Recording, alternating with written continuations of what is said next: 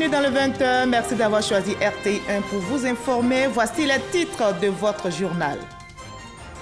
Le président Alassane Ouattara est en Arabie Saoudite. Il est arrivé à Riyad où s'est ouvert aujourd'hui le sommet islamique arabo-américain. Le président ivoirien prend part à la rencontre qui s'achève demain.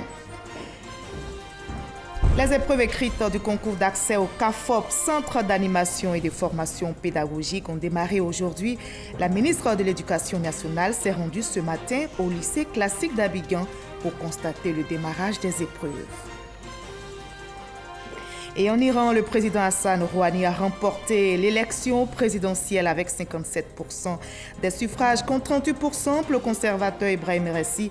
Les Iraniens ont donc choisi la voie de l'ouverture avec Hassan Rouhani.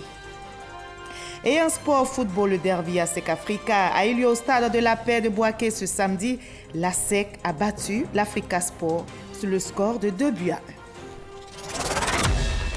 Vous êtes les bienvenus sur RTI1. Ajoutez au sommaire de cette édition la page culture et nous allons feuilleter ensemble un roman intitulé L'épine de la douleur. C'est une œuvre de Coulibaly Nyangou Soumaïla, étudiant en master de philosophie. Ce soir, il est notre invité de la page culture.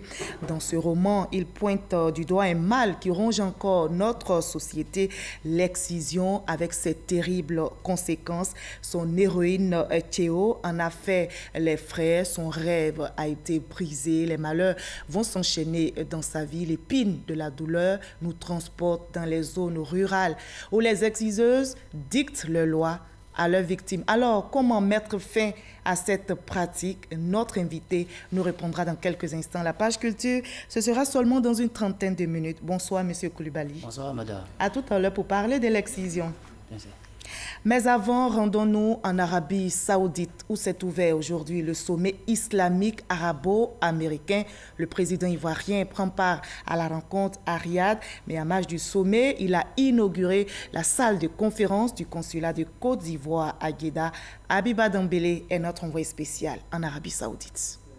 Comme à chacun de ses séjours en Terre Sainte, le président de la République s'est rendu à la Mecque pour accomplir son devoir religieux et prier pour la paix en Côte d'Ivoire avant de rejoindre la foule d'Ivoiriens qui l'attendaient au consulat général.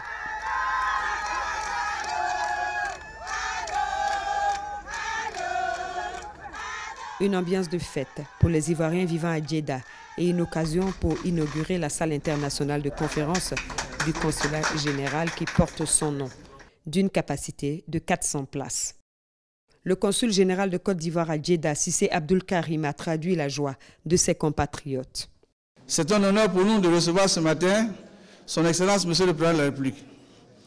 En cette occasion, nous sommes heureux et fiers de lui souhaiter la bienvenue, de bien vouloir accepter donc de faire une escale au consulat général et accepter que cette salle, cet auditorium de 400 places porte son nom auguste, ici dans la capitale économique donc de Jeddah, qui est également la porte d'entrée des lieux saints de l'islam.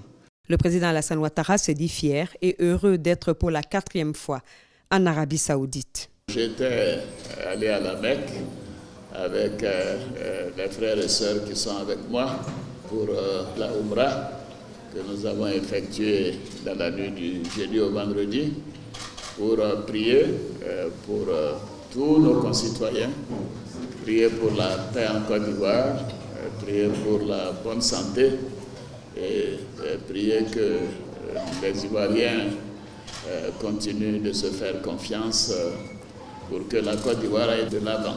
Alors c'était un moment important pour moi et je voudrais vous dire à quel point nous nous sentons bien après ces moments de prière à la Mecque. Après avoir félicité les Ivoiriens résidant en Arabie Saoudite pour leur civisme, le président de la République a promis offrir des bâtiments au consulat général à Jeddah et à l'ambassade à Riyad. Déjà, il y a plusieurs années, du temps où notre frère Seydou Diarra était Premier ministre, quand cette acquisition a commencé, ceci a été une très très bonne chose et maintenant, voici, c'est un complexe qui nous appartient et moi je suis particulièrement fier que vous ayez décidé de nommer cet auditorium à mon nom et C'est une marque de gentillesse, d'amabilité de votre part et je voudrais remercier M. le consul, M. l'ambassadeur.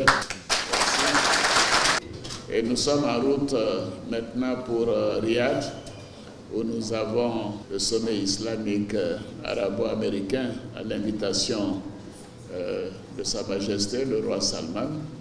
Et évidemment, ce sommet verra la participation des pays de l'OCI, dont nous faisons partie, et le président Donald Trump des États-Unis qui envisage de s'adresser au monde musulman. Le chef de l'État a pris congé de ses hôtes de Jeddah ce samedi pour Riyad, où il a été accueilli avec tous les honneurs à l'aéroport royal par le prince Mohammed bin Abdurrahman bin Abdulaziz Al Saoud. Le président ivoirien prendra part ce dimanche au sommet islamique arabo-américain consacré à la sécurité internationale et au terrorisme, aux côtés de plusieurs souverains et chefs d'État, parmi eux le président américain Donald Trump, dont l'intervention est très attendue pour clarifier sa politique à l'égard du monde musulman. La Côte d'Ivoire fait partie des 34 pays membres de la coalition internationale de lutte contre le terrorisme, initiée en 2015 par Sa Majesté, le roi Salman bin Abdulaziz Al Saoud, serviteur des 2 saintes mosquées. Voilà, le président ivoirien Alassane Ouattara est donc en Arabie Saoudite pour le sommet islamique arabo-américain qui s'ouvre demain dimanche. Le vice-président ivoirien est aussi en déplacement à l'étranger. Daniel Kablan-Duncan est arrivé aujourd'hui en Inde où il va prendre part au 52e assemblée annuelle du groupe de la Banque africaine de développement. Ces assemblées se tiennent autour du thème « Transformer l'agriculture pour la création de richesses en Afrique ». Le vice-président ivoirien livrera l'expérience et la vision ivoirienne sur l'agriculture.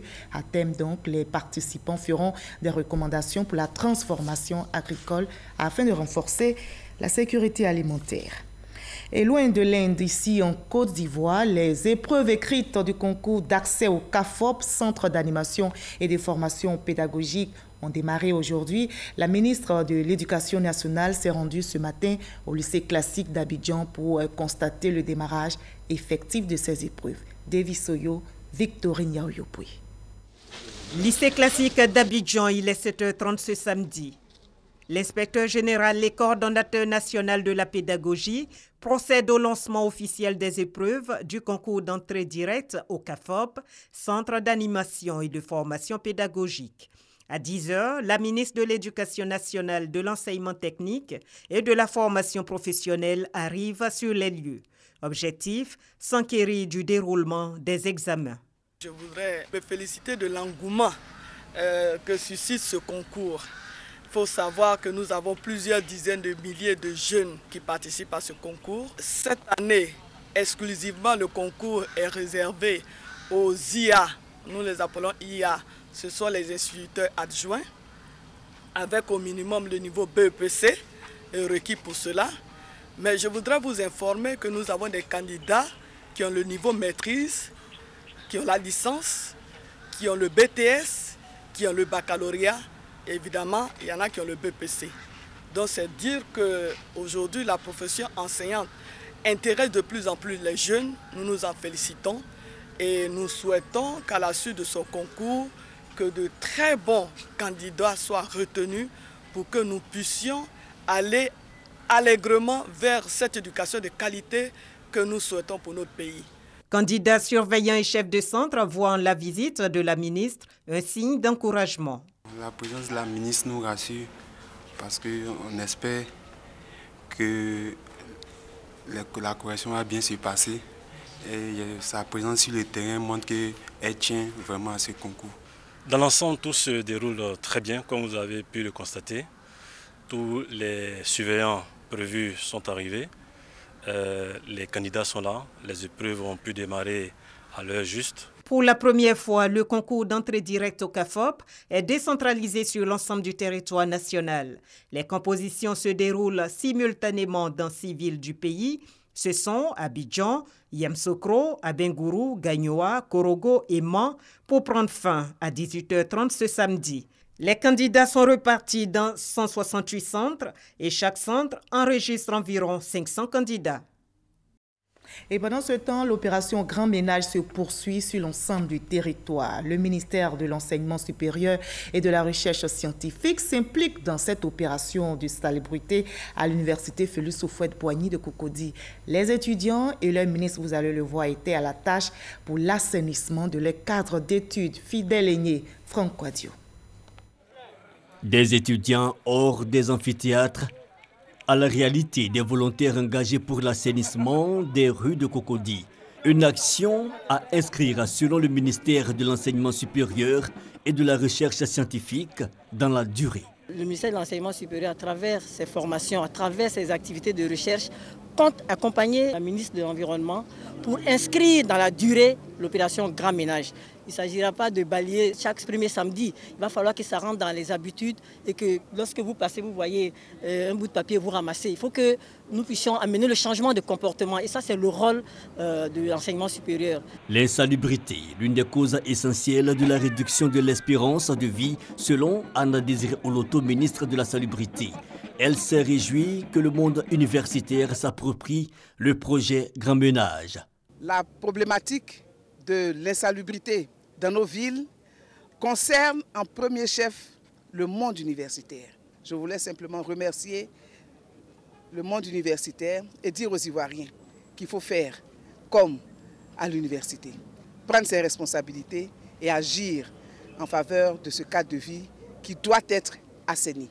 Un document contenant des résultats de recherche a été remis à la ministre de la Salubrité. L'opération Grand Ménage consiste à mener des opérations d'assainissement chaque premier samedi du mois. Elle a été lancée depuis mars 2017. Le ministère de la Santé et de l'Hygiène publique est aussi actif sur le terrain. Ce ministère vient de lancer à Daoukro une opération de distribution de médicaments contre les maladies tropicales négligées. Mais quelles sont ces maladies ciblées? Comment se déroule d'ailleurs cette opération? Élément de réponse avec Kouadi Kwame Jean de Dieu.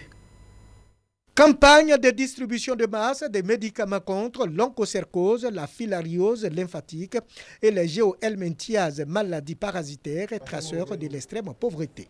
À Daoukro, tous les partenaires ont réaffirmé leur engagement dans la lutte pour l'élimination des maladies tropicales négligées, pour leur impact économique et social négatif sur les populations. Le représentant de l'OMS a indiqué que l'élimination des maladies tropicales négligées constitue un défi à relever. Sachez que 40% des personnes infectées par ces maladies vivent en Afrique et elles détruisent des vies, empêchent les enfants d'aller à l'école et condamnent les communautés entières à vivre dans la pauvreté.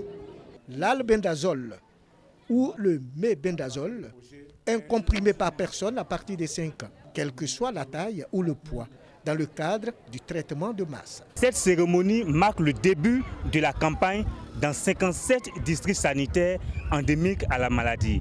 Et l'objectif est de pouvoir toucher 13 500 000 personnes au cours de cette campagne. D'ici 2020, contrôler pour certains, éradiquer pour d'autres, pour que ça constitue de vieux souvenirs. Pour les mesures de prévention contre les maladies tropicales négligées, à chimiothérapie préventive, ne pas déféquer par terre, assainir le milieu de vie, laver les fruits et légumes avant consommation, couper court les ongles des mains, laver systématiquement les mains au savon avant de manger, au sortir des toilettes, porter des chaussures, utiliser des moustiquaires imprégnés. Voilà, et c'est tout ce qu'il fallait savoir sur notre santé ce soir. Nous sommes bien sûr le 20 mai aujourd'hui et c'est la journée mondiale de la métrologie. Elle a lieu chaque année pour commémorer la signature de la Convention du métro en 1875. La Convention du maître marque les débuts de la collaboration internationale dans le domaine de la métrologie, notamment au niveau du système international d'unité de mesure. Le maire du Plateau fait le bilan de ses actions après 16 ans passés à la tête de la commune. Akossi Benjo a présenté les perspectives, notamment les grands axes de l'aménagement de la commune pour la rendre plus attrayante. Frédéric Oulaye, Franck Quadio. La commune du Plateau Une cité qui a pour particularité d'abriter une bonne partie de l'administration ivoirienne et de nombreuses structures étrangères, y compris des représentations diplomatiques et des grandes écoles. Au-delà de l'aspect policier des tours, il y a la gestion quotidienne menée par la municipalité. Que peut-on encore accomplir pour le plateau? Qu'est-ce qui a été réalisé? Des questions soumises au premier magistrat Akosi Benjo au cours de la tribune du groupement des éditeurs de presse de Côte d'Ivoire, GEPSI. Il a fallu régler le problème de la sécurité au plateau.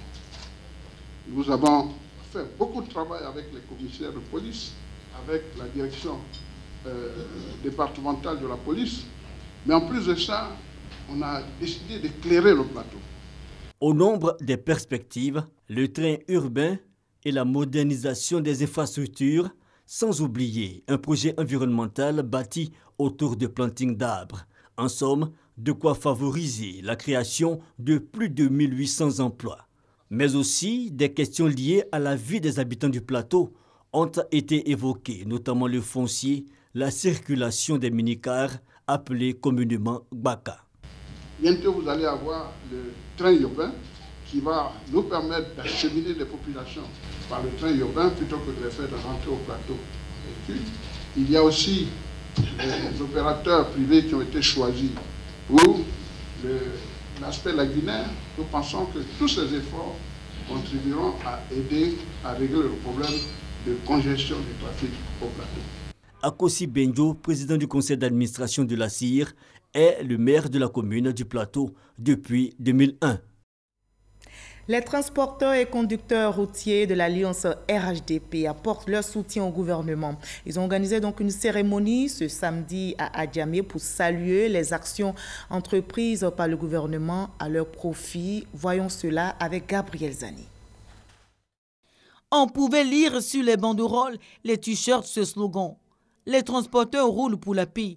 L'Alliance RHDP des transporteurs et conducteurs routiers a rassemblé ce samedi à Adjamé tous les acteurs du monde des transports dans le but de soutenir le chef de l'État et féliciter le Premier ministre. La Côte d'Ivoire, notre pays, son développement, son ascension, qu'elle soit économique ou sociale, nous interpelle tous.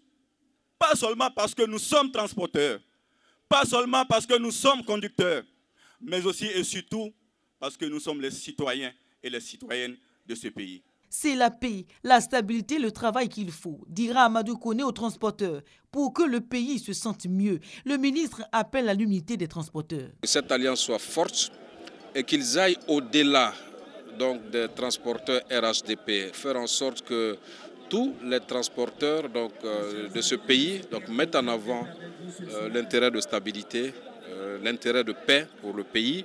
Une cérémonie d'hommage qui se mue en une campagne de sensibilisation, tant qu'il est vrai que le transport reste un secteur difficile.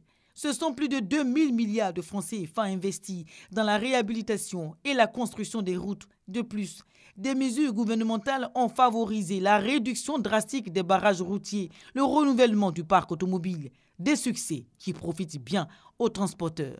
Ce rassemblement aura permis au ministre de tutelle aux transporteurs de jeter les jalons d'un cadre de travail afin de pacifier et de réglementer le secteur des transports. Ailleurs en Iran, c'est une victoire nette. Le président sortant, Hassan Rouhani, a remporté l'élection présidentielle avec 57% des suffrages contre 38,3% pour le conservateur Ebrahim Raisi. Le président sortant de la République islamique d'Iran obtient ainsi la majorité absolue des suffrages au premier tour, améliorera donc sensiblement son score d'il y a 4 ans. Hassan Rouhani est donc conforté. Il a salué le vote du peuple iranien qui a choisi la voie de l'ouverture avec l'Occident. Au Brésil, Michel Temer tente le tout pour désamorcer la crise politique déclenchée par un chef d'entreprise qu'il accuse de corruption. Le président brésilien assure que l'enregistrement présenté contre lui a été manipulé et contient plus de 50 montages. Plusieurs Brésiliens manifestent en tout cas pour demander sa destitution.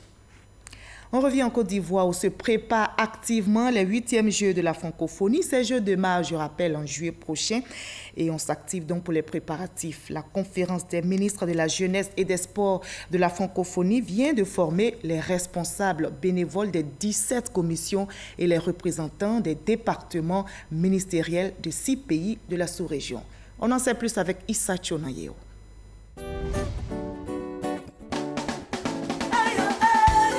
Pour la réussite des 8e Jeux de la francophonie à Abidjan, la conférence des ministres de la Jeunesse et des Sports de la francophonie, Conféges, a initié une formation à l'intention des bénévoles.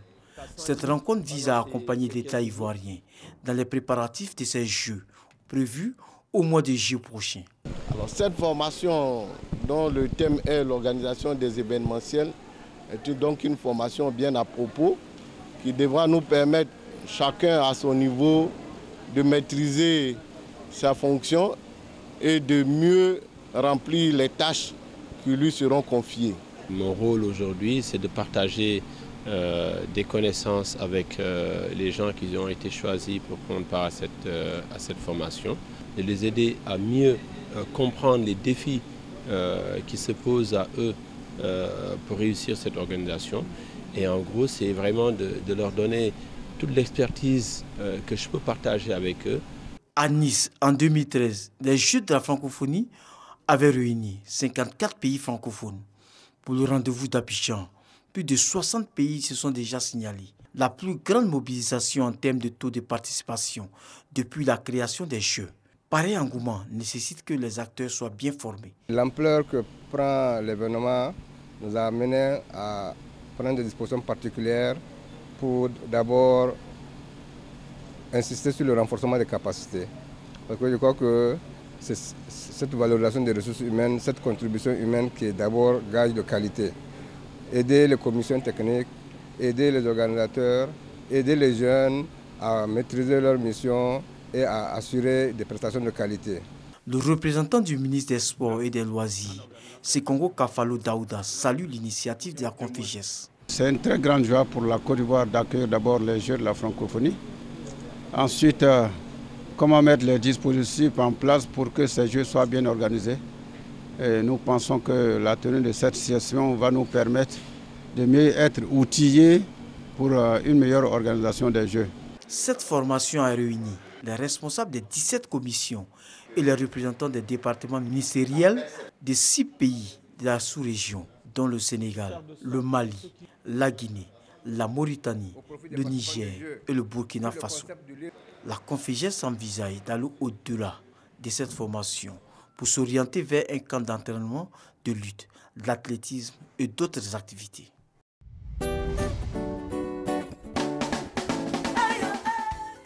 Et on démarre la page culture de cette édition avec le café littéraire du Centre de documentation et d'information du Collège moderne de Cocody qui vient de lancer le livre Chemin de l'entrepreneuriat jeune et entrepreneuriat scolaire de l'Ivoirien de Jacques Dago. L'objectif de ce livre est de motiver la jeunesse à avoir l'esprit d'entrepreneuriat. Christian Mandé, Abou Sanogo.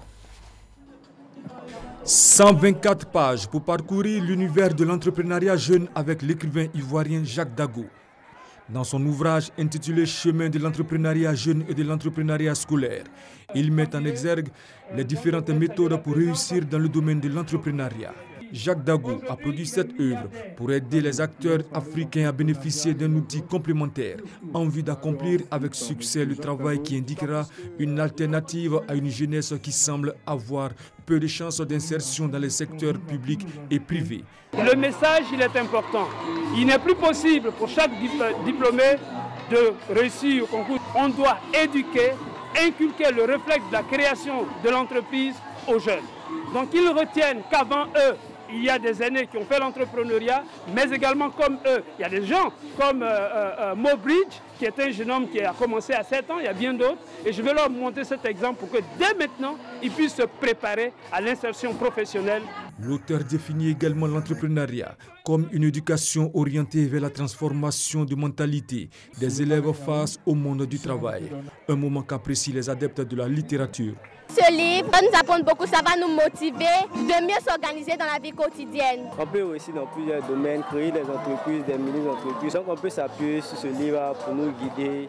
Enseignant et consultant auprès de la direction de la vie scolaire, Jacques Dago est aujourd'hui à son deuxième livre. Nous nous rendons maintenant dans les locaux de l'Institut national supérieur des arts et de l'action culturelle INSA qui initie une saison artistique et culturelle au sein même de l'établissement. C'est une grande première depuis la création de l'Institut. L'objectif est clairement affiché, mettre en exergue le génie créateur des étudiants et des enseignants. On voit cela avec Issa Chonayeo. Saison artistique et culturelle à l'Institut national supérieur des arts et de l'action culturelle. INSAC, ex-INA, Institut national des arts. La première depuis la création de l'établissement. Une rentrée culturelle effectuée au son des rythmes modernes et traditionnels.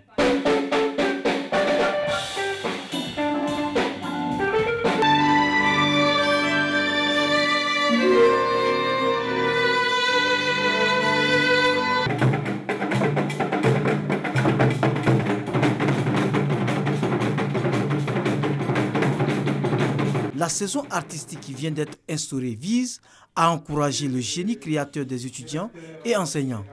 Il faut simplement comprendre que la saison artistique est l'expression d'une thématique sous laquelle sont conduites les recherches, sont donnés les enseignements et sont produits les spectacles pour mettre en lumière et laisser voir l'ensemble de nos savoir-faire à travers nos productions artistiques et culturelles. La saison artistique et culturelle de l'INSAC est une initiative louable et innovante qui épouse la vision de M. le ministre de voir l'Institut former des artistes et des acteurs culturels qui produisent des richesses à partir de leurs talents. L'INSAC, depuis sa création en 1991, forme des techniciens, des administrateurs culturels, des administrateurs dans les arts, du tourisme, de la culture, de l'artisanat et des sciences de l'éducation artistique et culturelle. Cette saison artistique et culturelle est un prétexte pour la mise en place des festivals et salons de l'INSAC et de bien d'autres manifestations. Les hommes de la culture ont célébré récemment le 26e anniversaire du décès d'Amadou Hampâté-Bâ, à la fondation qui porte son nom à Cocody. Une cérémonie qui a permis aux férus de la culture de rendre hommage à l'illustre disparu et révisitant ses nombreuses publications. On retrouve Issa Chenoyeo. La mémoire d'Amadou Hampâté-Bâ honorée à la fondation qui porte son nom à Cocody. Cette commémoration, la 26e du genre après sa mort, a été l'occasion pour le public et les organisateurs de revisiter les œuvres du sage de Badiangara. Amadou Hampâté-Bâ s'éteignait en léguant à la postérité, à l'Afrique et au monde, un immense patrimoine de haut vol et fécond. Ce patrimoine est constitué d'œuvres publiées, connues du public, mais aussi d'œuvres inédites. Amadou Hampâté-Bâ avait plusieurs cordes à son arc, écrivain et ethnologue. Il a marqué la culture africaine dans toute sa diversité. C'est donc dans une ambiance festive que s'est déroulée cette commémoration. La diversité des civilisations, des cultures et des races fait la beauté et la richesse du monde. Autre temps fort de cette manifestation, la conférence portant sur le thème « La jeunesse est le marqueur d'aujourd'hui ». Le numérique peut-il sauver l'Afrique? Le numérique est cette chose qui permet d'augmenter à la fois la qualité et de réduire en même temps le coût. Je pense que ne serait-ce que cette simple raison devait nous tous nous encourager à aller vers le numérique. Ce 26e anniversaire du décès du sage de Marcory a permis également à la Fondation Amadou Hampâté-Bâ de confronter les intelligences d'ici et d'ailleurs et d'aider la jeunesse à s'approprier la culture africaine, socle de son développement et de son épanouissement. Voilà, on en arrive maintenant à l'entretien avec notre invité de la page culture. Bienvenue sur notre plateau, M. Coulibaly Nyandjou. Bonsoir, Madame Marila. Alors, je rappelle à nos téléspectateurs que vous êtes étudiant en philosophie et L'épine de la douleur est votre premier roman. Alors, pour cette première sortie, vous décidez de vous attaquer directement à l'excision, précisément en zone rurale. Pourquoi? Bien, j'ai choisi ce milieu parce que c'est là-bas se passent nos us et coutumes. Voilà, c'est dans ce milieu-là on rencontre les traditions. Voilà. Quiconque veut rentrer en contact avec les traditions doit se rendre dans la campagne. Et c'est là-bas que l'excision se pratique. Et en effet. Elle continue d'être pratiquée là-bas? Bien. La pratique continue? La pratique, elle est devenue maintenant clandestine. Voilà. Mais elle continue. Elle n'est plus gardée à vue, mais elle continue. Donc le combat n'est pas encore gagné selon vous? Le combat n'est pas encore gagné d'avance. Donc c'est pourquoi l'épine de la douleur est bienvenue pour sensibiliser les gens. Le titre même est frappant. Il le montre. C'est une sonnette d'alarme que je me suis donné le devoir d'actionner pour tirer le regard du monde vers ces pratiques barbares et déshumanisantes. D'accord. Alors, votre héroïne, Théo, a vraiment souffert de l'excision. On va avoir le temps de découvrir cela. C'est une pratique, d'ailleurs, que vous qualifiez de satanique, des rituels déshumanisants. Nous allons vérifier cela tout à l'heure, mais regardons cet élément commenté par Astoutouri. Elle évoque l'amour, le travail libérateur du monde paysan, les conflits générationnels et plusieurs autres thèmes. L'épine de la douleur est une œuvre romanesque écrite par Soumaïla Nyandjou Coulibaly. Dans cette œuvre, l'auteur garde à vue l'existence de certaines coutumes pernicieuses qui se pratiquent clandestinement malgré l'ampleur de la sensibilisation. Dans le milieu rural, l'épine de la douleur se tâche de traiter la question de l'excision de la jeune fille, une pratique multiséculaire qui cause d'énormes traumatismes aussi bien psychologiques que physiques. À côté de l'excision, d'autres sujets comme la polygamie, la sorcellerie et les crimes crapuleux sont aussi abordés. Ce livre de 113 pages se présente en 6 chapitres dont la tourmente familiale et la panique au village. L'épine de la douleur est la première œuvre de Soumaïla Nyandjou Coulibaly. Finalement, l'excision est l'épine de cette douleur. Évidemment. Vu l'enchaînement des événements tragiques dans le village de Golika qui pratiquait l'excision. C'est ça. C'est un village maudit? Non, pas un village maudit, mais c'est la tradition. Je demande, allez-y. Durant des siècles, cette pratique-là se manifeste toujours. Mais pour eux, la pratique de l'excision fortifierait la jeune fille. Parce que toute fille qui ne se soumet pas à ces rituels ne pouvait pas enfanter et ne pouvait même pas s'épanouir, se marier. D'accord. Voilà. Je vais poser cette question vu l'enchaînement des événements tragiques à Golika, ce village imaginaire. Effectivement, il y a toute une succession de faits. De malheurs même. De malheurs, comme on peut le dire. Parce que l'épine de la douleur, il faut regarder cette méthodologique. Parce que je me suis pas tâché d'attaquer simplement les conséquences nuisibles qu'on rencontre dans l'excision. Mais j'ai d'abord, pour quiconque n'a jamais été au village, dans la campagne, puisse s'imprégner de ces réalités, du déroulement. Parce que bon nombre de personnes, je dirais qu'il y a des jeunes qui naissent dans les centres urbains, le milieu urbain, mais qui ignorent ces réalités. En campagne. Voilà. Alors, quand on regarde au niveau de Golika, vous avez dit tout à l'heure, on pratiquait l'excision sous prétexte que la jeune fille allait enfanter, mais le cas de votre héroïne, elle était stérile, elle a vécu des moments difficiles dans son foyer, elle était rejetée par son homme, et elle-même va commettre l'adultère. Mais cela est dû, vous voyez, c'est tout un cheminement. Oui. Ce sont les conséquences qui découlent de cette pratique barbare. C'est-à-dire une action, l'excision, qui a entraîné une série d'événements tragiques. C'est un dysfonctionnement interne de l'organe. Parce que amputer, c'est-à-dire arracher un élément du tout, il y aura un dysfonctionnement nécessairement. Et plusieurs situations difficiles. Alors l'excision, selon vous, laisse de graves séquelles, non seulement sur la victime, mais également dans son entourage. Est-ce que vous pouvez nous développer cela rapidement? Oui, D'abord sur la victime. Oui, chez la victime. En plus de la stérilité, parce qu'il y a eu 4 filles qui sont mortes. C'est ça. Au fait, cette pratique, elle n'est pas noble parce que non seulement c'est un couteau sacré qui est utilisé pour toutes les filles. Donc, et risque d'infection. C'est ça. Il y a le risque d'infection et d'écoulement des sangs à flot. Et aussi, ça peut entraîner aussi la stérilité de la jeune fille. Comme le cas de Kéo, comme le cas de Kéo qui a pu survivre à cette attaque barbare. Il y a eu aussi le meurtre, le mari de Kéo. Bon, oui, mais ce monsieur, il est jaloux. Oui. Mais il ne s'est pas occupé parce qu'au départ, il avait juré fidélité. Mais après, il n'a pas respecté l'engagement qui a été promis. Voilà, donc du coup, Kéo devrait se battre. Il y a un lien. Il y a un lien avec l'excision. C'est tout un cheminement. Comment avec vous faites ce lien avec l'excision, l'assassinat de son époux Nawa à l'excision? Comment est-ce que vous faites ce lien-là? Au départ, Nawa ne savait pas que Kéo était stérile. Elle non plus. Elle ignorait cela. Au départ, c'est pourquoi vous verrez que sa tante Yati a été culpabilisée de sorcière. Vous comprenez?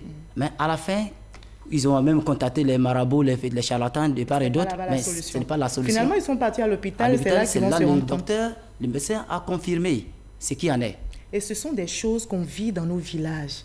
Effectivement. Alors, ce que je vais vous demander, Golika, comme d'autres villages sûrement qui pratiquaient l'excision par obéissance, pratiquaient donc l'excision par obéissance aux coutumes, aux ancêtres.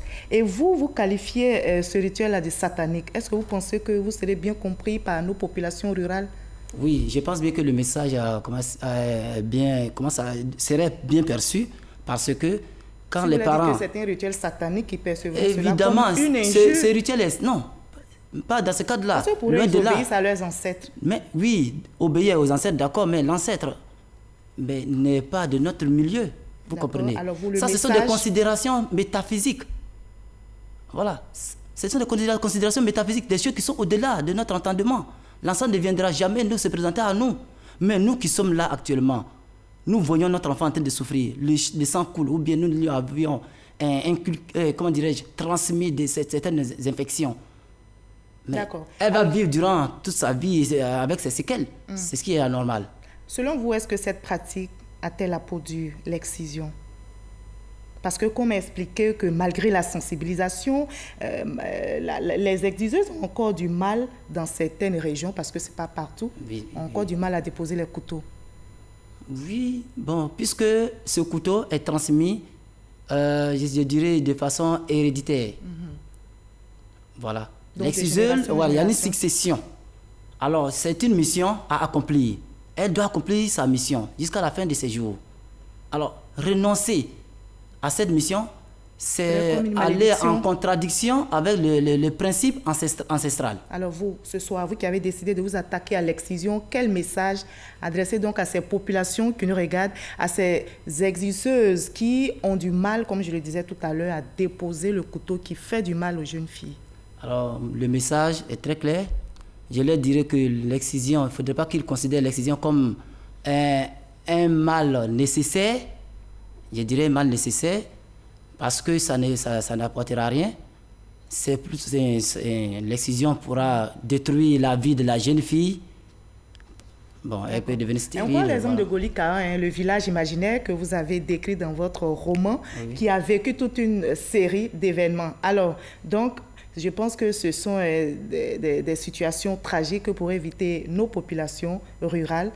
On a la mort, on a la stérilité. L'épine de la douleur vient comme un poignard. Quiconque lira l'épine de la douleur saura qu'il faut se méfier de cette pratique. C'est pourquoi je la qualifie d'une pratique, des pratiques barbares. Parce que là c'est pour sensibiliser la population. C'est une sonnette d'alarme.